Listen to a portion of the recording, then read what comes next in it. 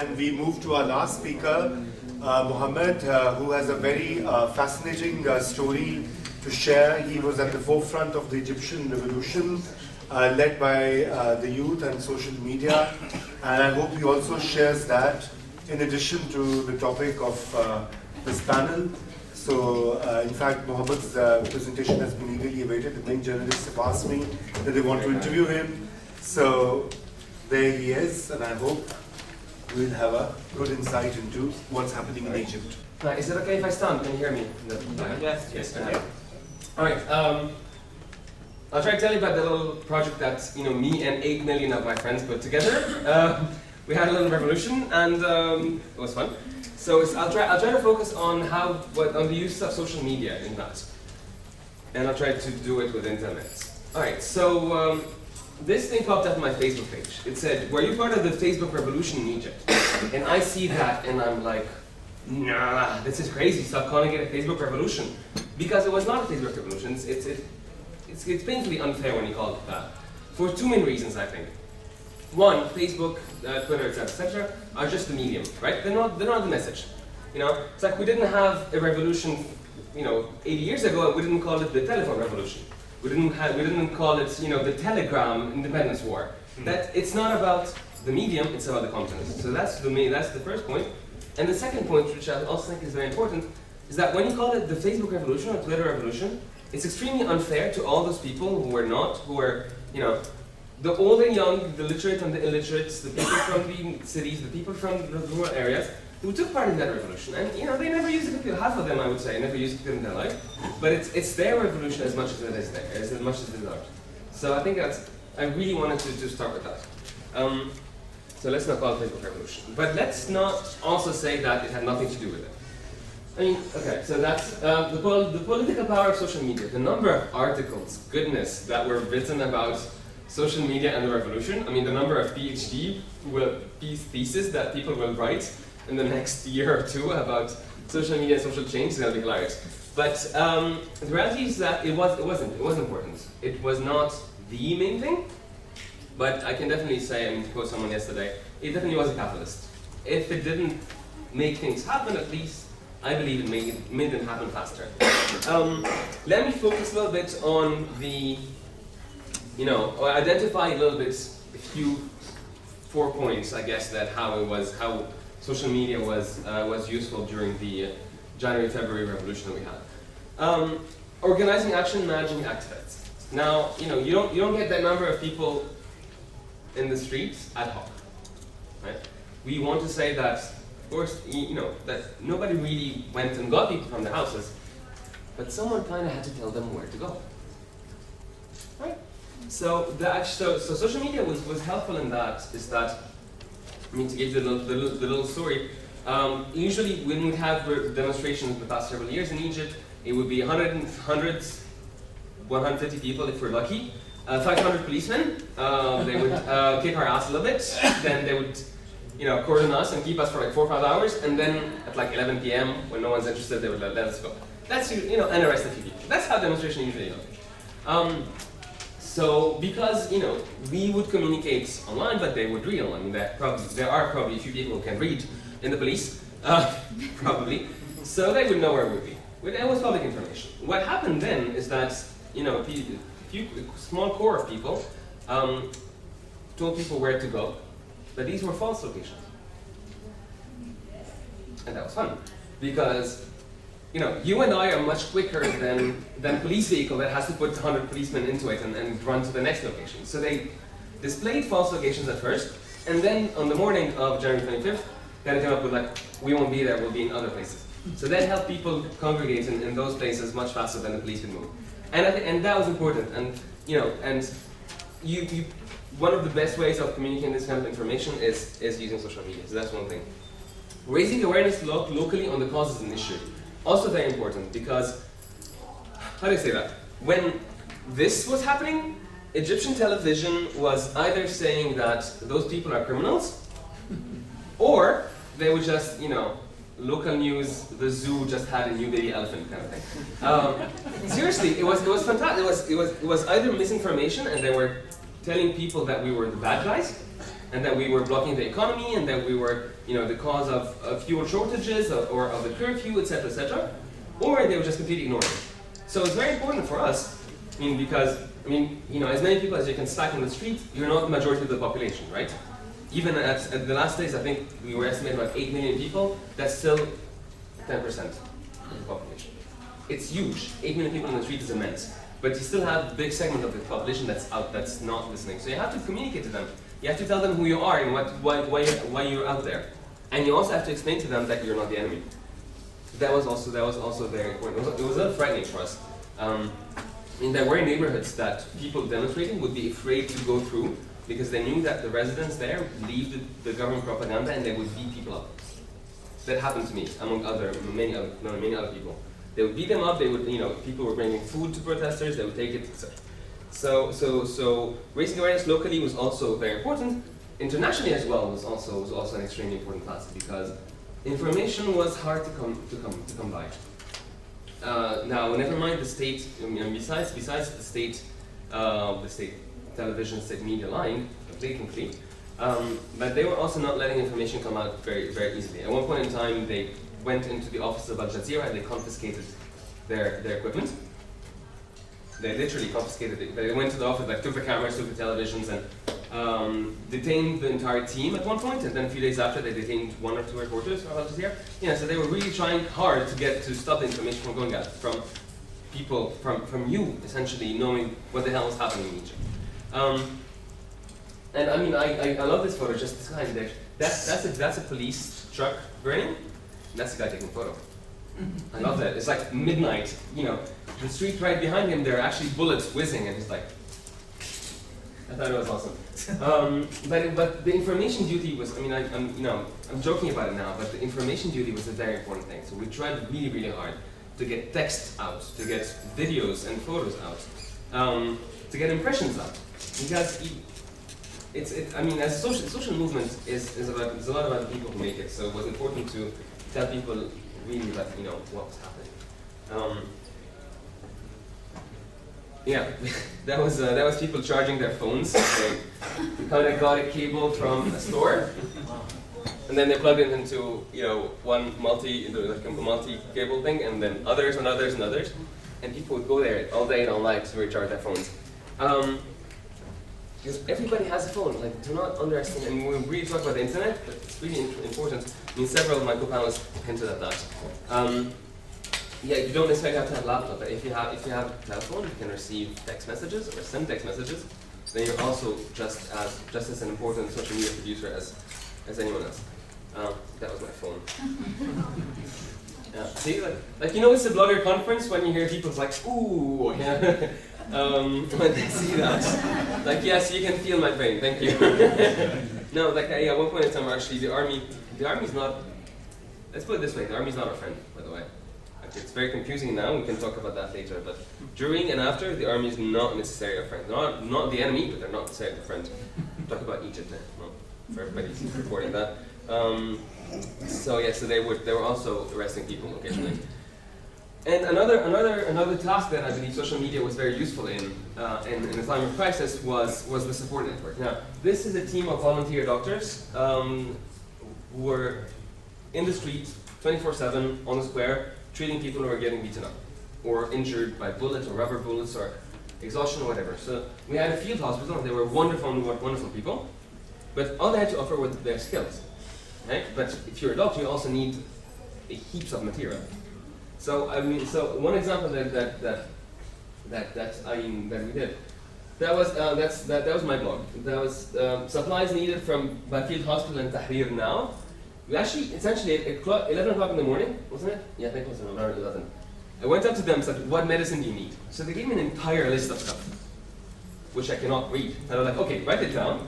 So I wrote down a little post in Arabic and in English, and I said, we need this stuff in Tahrir now. Within 2 hours, they had everything they needed and more. So that's powerful.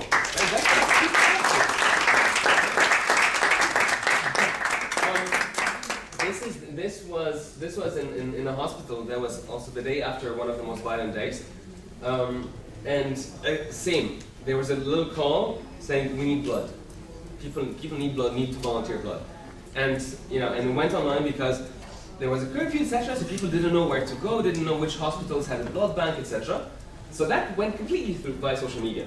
These are the locations where you can donate blood, and these are the opening hours, etc. This is actually not the waiting room. The waiting room is in there. This is the hall of the hospital. They had so many people volunteering that they actually had extra beds laid in the hall of the hospital. So that's also that, so social media as a support network is very important because information, and that's something that I guess we can discuss if you wish later on. When you're talking about information, you really need to get to as many people as you can. But the support network task, you just need to get a handful of people who are committed enough to do it, right? I mean, you don't need to talk to 2 million people to get some medicine, right? If you can talk to 5,000 people, 10,000 people, that can do the trick. So let's not underestimate social media and its reach. Okay, so now this is over. I'm almost done. So now that the revolution is over, life is good. Mubarak is somewhere detained in a hospital, and his children are in prison. So what do we do now? What's our role as the social media community, as bloggers? An example that we have that could be interesting is that in March we had a referendum. They were modifying the constitution. So we had a national referendum, and people came out massively. I reckon 18 million people voted on that day, which is something that had never happened in the history of Egypt. I mean, usually, because people never really believed in votes, because they knew that elections were rigged anyways, people didn't participate. So it was a really interesting trial because we never had a big election before, we never had a big vote. And what was interesting is that, okay, so the guy's supposed to be behind the curtain. Okay, so you guys do elections, we don't do that. So you're supposed to vote behind the curtain. People are not supposed to see what you're doing. That guy was on the table, and I can see what he's marking. Okay, that's a huge technical violation of the vote process. Same here. That was the guy in charge of the box. There were like 4 boxes in the same room, which is also against procedure. You're supposed to have 1 box. There's a very clear regulation of how you should go. Get your finger inked and then check your name on the list, etc., etc. That was a complete disaster. I mean, this referendum was really good politically. Technically, it was a complete mess. So is that our role? Maybe our role now is that we are reporting on stuff like that. Are we checking violations? How can we help? Because maybe we know something that the mainstream press doesn't know. If somebody happens to know what the real procedure is, maybe the newspaper doesn't know. So is our role to report on things like that? Or does it go even deeper than that? Amn al-Dawla is state security, and sometime in the first week of March, people raided the offices of the state security, which was, well, among other things, spying on people and torturing people and all the fun stuff that they like to do. So people actually went to their offices and they found heaps of documents. I mean, they destroyed a lot of them. So you had piles and piles of shredded paper, but you also had a lot of papers. Reports about, secret reports, like observation reports, it's like your life, everything about your blog, photos of people in parties and house parties, and it's really funny. But it's the kind of stuff that they did. But also internal reports about their own activity, what they were spying on people, what they think about certain people, what they think about certain political groups and stuff. So what people decided to do is that they took some of those documents, so they took photos, and they decided to put them on the internet. They called it Amn al-Dawla leaks, state security leaks. And that's a whole new dimension of the blogger role, because you're not just you're not just creating social media because you're adding information and you're reporting on something, but you're actually uncovering secrets. Is this our role? Are we like the sixth state? Maybe. That's a question that still hasn't been answered. I would very much love to hear your thoughts on that. And the last thing I want to point out is that, so a lot of people wanted to participate in politics, or want to participate in the public thing, if you wish. And after the revolution, you had a ton of, you guys are still looking at the logo on the top left, aren't you? I think it's hilarious. So I get in trouble in Pakistan? No. Okay. Right. So I had a lot of new initiatives that came out trying to since people wanted to be part of it, people felt ownership of their country. Like, okay, so we can help now. What do we do? So I had a number of initiatives that came out. A lot of them were about the whole, keep Egypt clean thing. Let's clean up, let's clean the streets, let's paint the roads, etc., which is wonderful. But it's like we need more than that, right? If you're a country that's building its political future, then you kind of need more than painting streets. These two are really sad stories, in my opinion, because these two started with really good people behind them, lots and lots of money, and I have no idea what they do. And I consider myself as an involved guy. So Ana Masri means I'm Egyptian, and Nibni means we built. And these are two big initiatives that started with a big bang. It's like a big conference and God knows where. And yes, let's have members, let's do great things, and nothing. Okay? So, are we managing that wrong? Though that one was about sexual harassment, as you may have guessed. So are we doing something wrong? Like maybe we managed to motivate people around a political goal, about the end of police brutality, about toppling the Mubarak regime, but are we missing something? What are we doing wrong? And that's also something that's also still in the debate now. So I'll stop here. I apologize for going over my time, and thank you for your.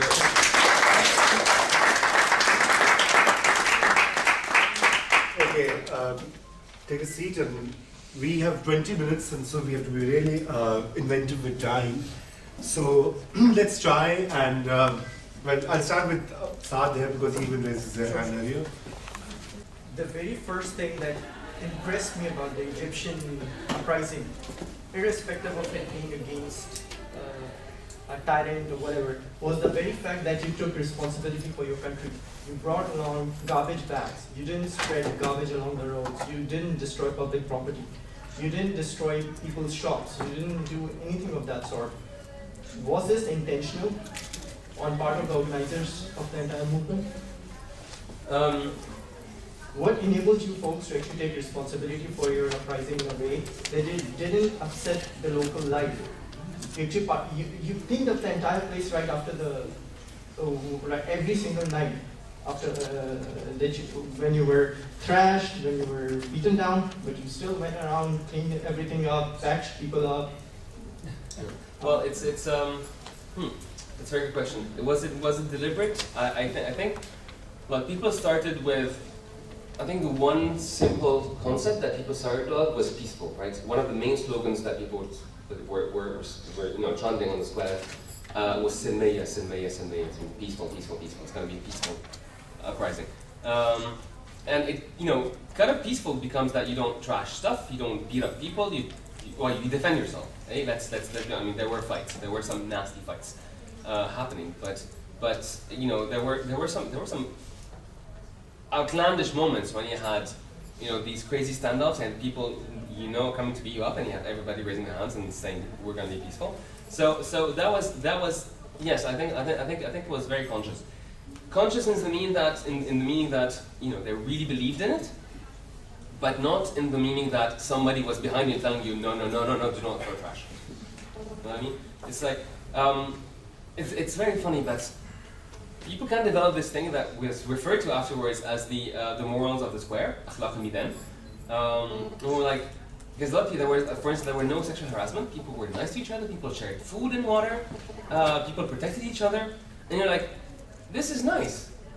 And more importantly, we can do that, right? Like we don't have to live in a dirty city, because for 18 days we lived in a rather clean area. It was safe. People were helpful, etc.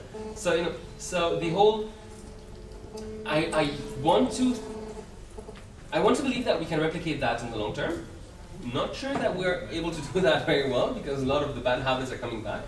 But the experience that it can be done is gives you hope, right? That's my thought. Thanks, Amar. Quick one. Okay. Now the revolution is done.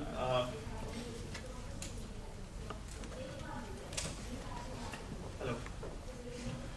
It's all right. Just speak. You can speak. We can hear you. Now the revolution is done. The revolution in comparison to Libya and Bahrain is considered a very romantic one. All right, everyone was like the mayor of Tahrir Square on that day. All right, now we have seen a divide nobody has thought that we're gonna get a trending topic and the people of Egypt will be against him. Apparently, the military is ruling or governing Egypt right now. We Pakistanis know how the military rule is, so we know that there are divides on ideological level, on political level, on racial and religious level as well that have been seen. How you guys are coping up with it? Because you are the one who started out this whole thing. So how you are keeping the unity back when as Egypt right now is not unite as it was when the revolution took place? That's a very good question. Thank you for that. It's incredibly hard because look, people were united over a very simple thing. The first protest was about police brutality. Right? Now, I don't think there's anybody in Egypt who does not think that police brutality is a bad thing, right? So if you had a very simple concept, it's easy to unify people around that. Now we're talking about, creating a government, so it's going to be liberal, conservative, free market, more socialist, more government assistance, less government assistance, more public spending, less public spending, and then, people would disagree on multiple dimensions. So, your question is very good because it's a really difficult task. Now, what you try to do is try to, as we're learning slowly that democracy and politics democracy is about people disagreeing within a certain frame. Like, there are rules of the game, right? You're not allowed to incite for hatred, you're not allowed to do certain things, but after that, you're allowed to disagree. And you have a big box and you have, dots all over that big box. So what we're trying to do right now is create that big box. So we're in the pre-democracy phase, if you wish. So that's one thing. So we're really trying hard to establish that, constitutional framework that will determine the rules of the political game. So that's one thing. You spoke about religious differences, and also a very, very important thing because in the past couple of months we had several sectarian clashes that left a couple of people. Well, I think one time. Let me see. On January 1st, there was a bombing in Alexandria. That was before the revolution. That was done by the police, as we discovered. I think we had 4 and then 2 people killed in sectarian clashes after the revolution. Which is heartbreaking. But again, it's like we haven't really determined those rules yet. So incitement, because a lot of that was actually, a lot of it was incitement. It started out as a very small issue. It's like it's a 2 people issue, that 2 people are just arguing. One happens to be Muslim, one happens to be Christian, and the whole thing's devolved into this group of people against this group of people. Right? So there's a lot of incitement. There was a lot of hate speech going on. So this is something that we're trying to, it's like, this thing that's coming out of all directions, we're trying to patch it. So it's really difficult, but we're working on it. Sectarianism is something that, despite the death, I think is something that because it's something we've had experience with. Like we know where those things come from. We know what the main problems are. So this is something that we try to patch as soon as possible. The political box rules, that will take a longer time. Okay. My question for you, Muhammad, is being a Pakistani. I really admire the way you guys, took over the revolution and all. My question here is, what was the reason? What actually triggered you to do all this and, bring a revolution? Because I know some of the people living in Pakistan. What you see here is just, a tip of the iceberg. The people who are living here, how can we bring the change? I really want to learn from you people. What triggered you? What was that one thing that we're going to bring this revolution right now? Because I want to see that revolution, in Pakistan anytime soon. But just give me a detailed answer. Anything that you can give me. Okay. Well, it's not easy to translate, cases from one place to another, as we learned as well. But if you want to know if what triggers were, so for the past 60 years, they've had a lot of griefs under the military-dominated governments. Mubarak has been there for 31 years, 30 this year. We were ruled by military 4 times. So you know that? Yes, I'm aware of that. Still there's no revolution. I'm aware of that. So aside from all the accumulated grievances of, lack of human rights, lack of political freedom, etc., which is a whole list that people have been suffering for a long time, corruption is a huge one too. I think, I think Doctor will have you do your project in Egypt as well when you finish here. Yes, we're going to need that. So aside from that, I put the beginning of the revolution not on January 25th, but in June 2010, and that's actually might be relevant to this week, where a young man in Alexandria was killed by the police. It's like he was beaten up to death. So he's 28, his name is Khaled Said, and he's everybody. He's me, he's my younger brother, he's my neighbor, he's everyone, and that people really identified with that. So it was that one. So it's definitely not the first case of someone who was killed by the police or that was subject to police brutality. But for some reason, because we had, when his family went to get him from the morgue, his brothers took a photo of what was left of him. So we had this incredibly powerful image of Khaled Said before he died. He was like a young man, nice haircut, very good-looking guy, and then what was left of him after that. And that was really, really powerful, and that got people really, really, really excited, really angry. Right, let's take more questions. Yeah, I just finished that sentence. Okay. So people really congregated around that. They were given a way to get together and discuss that. So that's one thing, and the Tunisian Revolution was also a huge trigger because it gave us a model to follow. Okay. Sorry, yeah, please come. But please, no preludes. We all love Egypt. We all love the revolution. We all want it here. Just a question.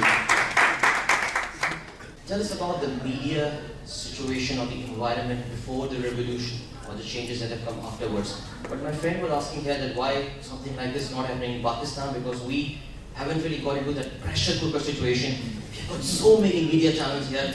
You put a news on ISI and there are 150 comments about that in the next 1 hour. Okay, so was it that pressure? Okay, less than that. So we have got those vents through which we can take out our frustrations, okay, on politicians and the cricket team and Ijaz and everyone. Was it that factor that this pressure cooker situation and this lack of vents in Egypt that actually led to people coming out to the street just to make sure that their voices are heard? Yes.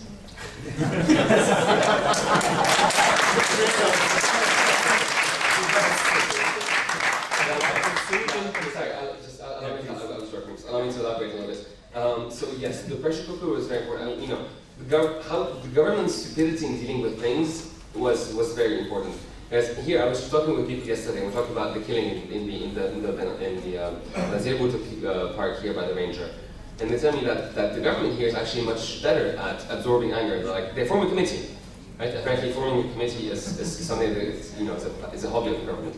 And that's the way that they absorb the issue, and they kind of let people vent their anger, allow people to say how upset they are, and they promise that the policeman who was responsible for that will be put on trial, etc. Okay? Maybe it doesn't. It just takes time, and that kind of kills the issue. What was helpful for us is that our government is particularly stupid. So they always react violently to whenever people are trying to demonstrate. After Khaled Said was killed, we demonstrated in front of the Minister of Interior. It was quite a violent protest, etc. And that got things right up. The situation of the media, I think, is a longer story. But you had very controlled media, and you have independent media. So you actually have both working in parallel. Perfect. Okay, Shimrez, quick question. No preludes, please. You all spoke about the apathy that individuals face in different societies. The question that I want to ask is, how do you use social media to actually go beyond that? How do you spread awareness, get your message across to people who don't usually use Twitter or anything? Do you start offering an SMS subscription service to Twitter or do something like that? And when something like that happens, how do you stop, for lack of a better term, how do you not conduct psychological warfare against people? If you spread news like this person from PTV said, and you spoke about Khaled Said, there are stark realities that we have to face and admit, but people sometimes don't like that.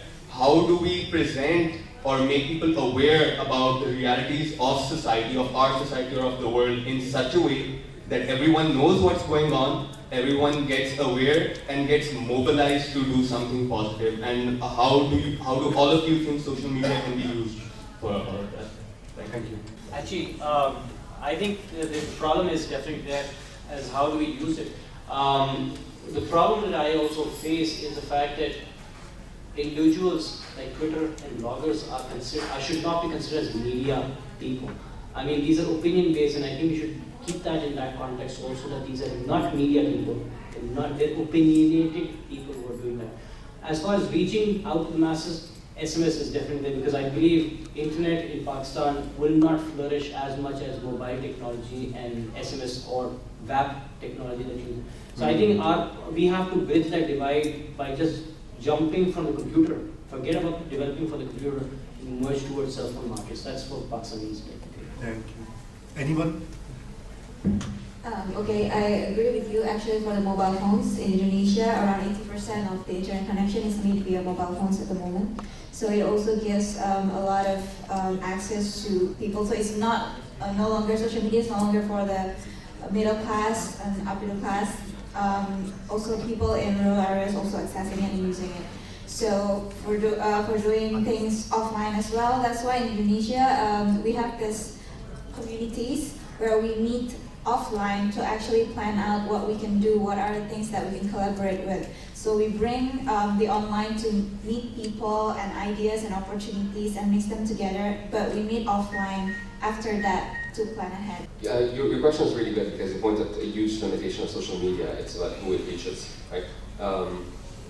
However, one important thing that whenever we look at statistics of who uses Facebook or who has internet or who speaks English, etc., you kind of have to break it down by segments, right? By rural, urban, and by younger, older.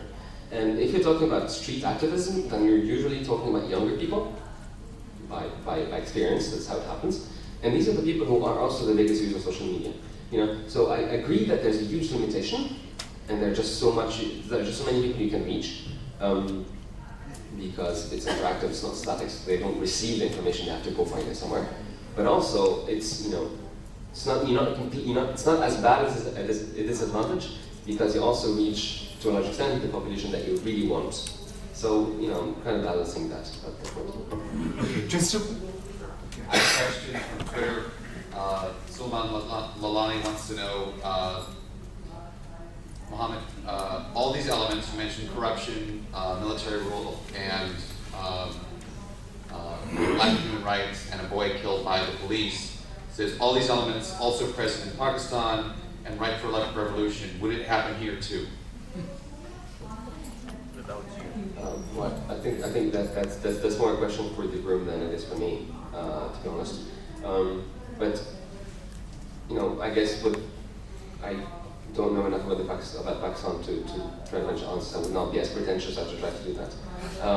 However, maybe if I can, go back to the triggers question, which is really good. I think what needed to happen for us is that. So essentially, you need the pressure cooker, as you said. So that's present. We have that. So check. You need an issue that rallies people very, very closely, and that is very focused. In our case, it was police brutality. So that was that for several months, you had hundreds and thousands of people who were on that Facebook group, for instance, about the death of this guy. So one specific issue that gets people rallied, check. What else was important? The knowledge that we can do it. And that was very important because, if some of us have been protesting for years and years, and there were also 100 of us, the fact that Tunisia happened before us, it was like, hey, it can be done. If enough people speak, the government obeys. And that was new to us. That maybe people who do democracy, who do elections are used to that. For us, it was completely new. So the previous model was also very important. Now I'll add to this, and maybe that's what is different, I guess, from between Egypt and Pakistan, is that our government was less intelligent at absorbing anger. They thought that they could absorb it, that they could respond to anger by beating people up. It doesn't always happen like that. So that might be one distinction. But really, I would love to forward the answer back to you guys and what the differences are and why it's not happening. I would love to hear from you. I'm Nizam. I'm a columnist and blogger. While appreciating my friends from abroad, I'm more concerned about Pakistan. While agreeing with the notion of the reporting about corruption in Pakistan, I'm afraid we have the system of maneuvering the data and information. The third step you are suggesting to report about I did not pay any corruption.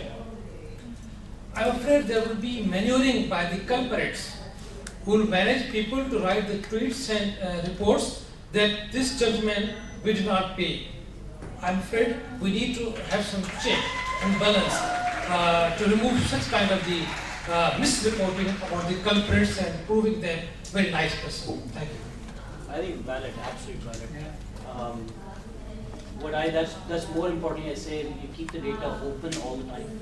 A closed data set would be more prone to even questioned by us also to be yellow be manipulated. These people are manipulating also.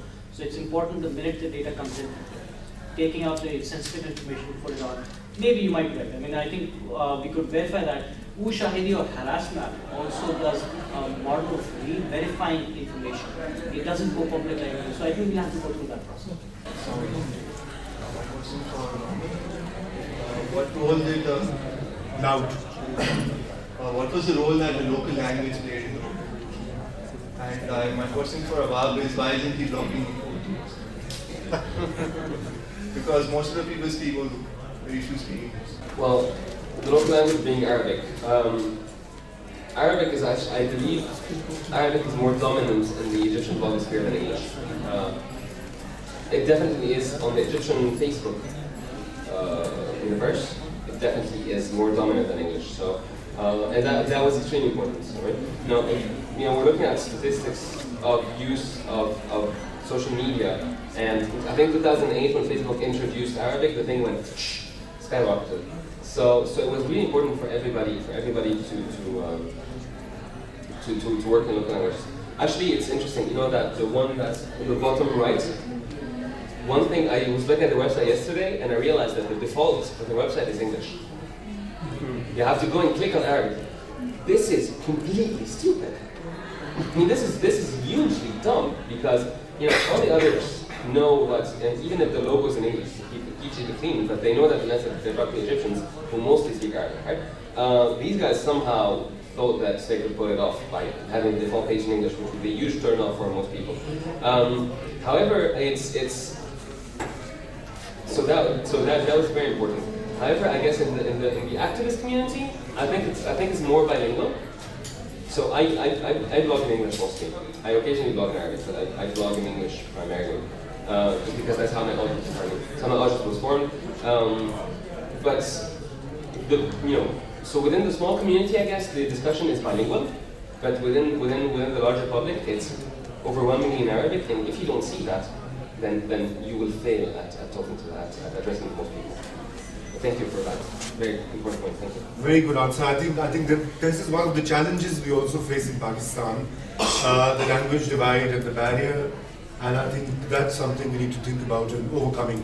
Well, just in fact, before the conference started, I was talking with Indonesia about my actual frustration of not having been able to write in Urdu because the script that's there, the Unicode script is totally, I cannot read it practically. And I think Nastaliq has to be developed more so, it has to be promoted, and it has, and big newspapers like Geo have to move away from images and actually go into text font like BBC is doing it. I mean, they're stuck in the back pages. So I think it has to start with the trend with development of the Urdu language itself as a core, and they've given up on that. So, can I add something?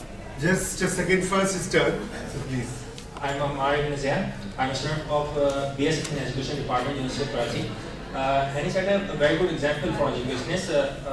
I would like to share first something. Last month I posted an update on FB.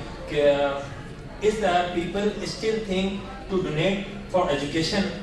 So mostly people discourage me and they thought don't expect them in education field. But one person contacted me privately and asked, what do you want for your department? And I told him, there is no multimedia projector in our department, or this is a very helpful tool for learning. So he donated about 58,000 rupees to me for projector. But my question is, how people started trusting on you when you started your project? Thank you. I think one way is that because I'm a blogger myself and I have the online presence since 2005, people know me.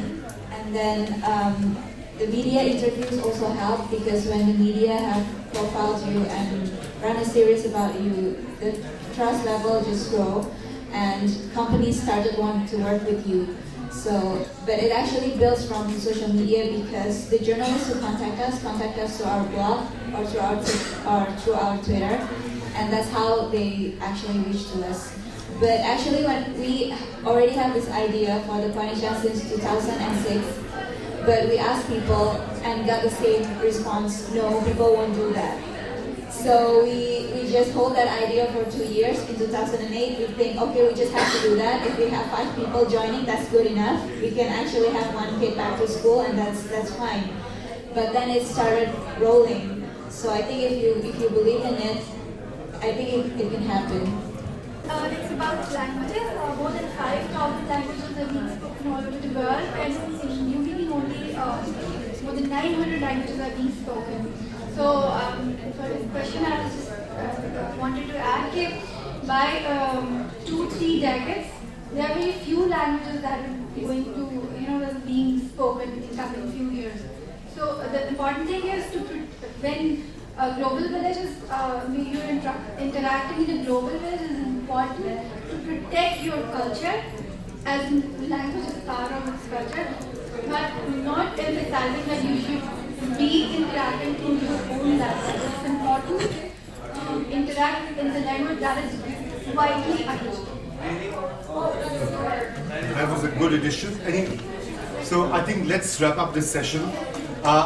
Please give a very big hand to our...